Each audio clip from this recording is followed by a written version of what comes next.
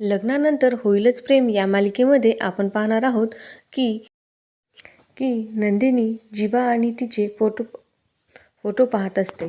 तिला सर्व काही आठवते की कसा त्यांनी टाईम सोबत स्पेंड केला होता.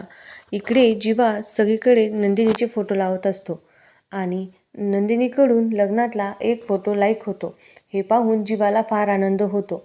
तो तिचा फोटो घेऊन नाचत असतो. त्यावेळी नंदिनी त्याला ब्लॉक करून टाकते. हे पाहून जीवा नंदिनीला कॉल करतो.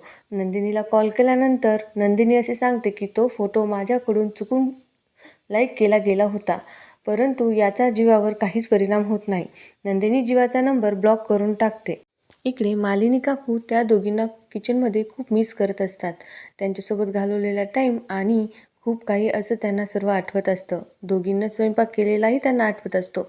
हे पाहून विक्रांत तेथे येतो. विक्रांत मालिनी काकूला विश्वास देतो की त्या दोघी नक्कीच घरी येणार. त्या जरी गेल्या असतील, त्यांनी जरी हे घर सोडलं असेल तर परंतु त्यांना या घराची काळजी आहे, इथलच्या माणसांची काळजी आहे. आजच माझ्या दोन्ही सुनांचा मेसेज आणि कॉल मला येऊन गेलेला आहे, असे त्यांनी मालिनी काकूला सांगितले असता मालिनी काकू खूप खुश होते. मालिनी काकू विक्रांतला म्हणते की यातून बाहेर निघण्यासाठी त्यांना थोडा टाईम लागेल आणि त्यांनी तो घ्यावाच. विक्रांत मालिनी काकूला म्हणतात, बघ आपल्या सुना नक्कीच या घरामध्ये परत येणारच. लोक बोलत असतात ते बोलणारच.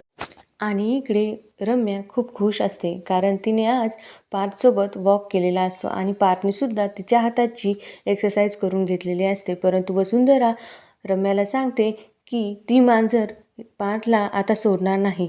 तेव्हा त्या दोघी मिळून पुढचा प्लॅन करत असतात. वसुंधरा रम्याला म्हणते की वर्षाचा शेवट त्या चौघांचं नातं तुटण्यापासून झाली आहे, तर वर्षाची सुरुवात तुमच्या दोघांचे नाते जुळण्यापासून होणार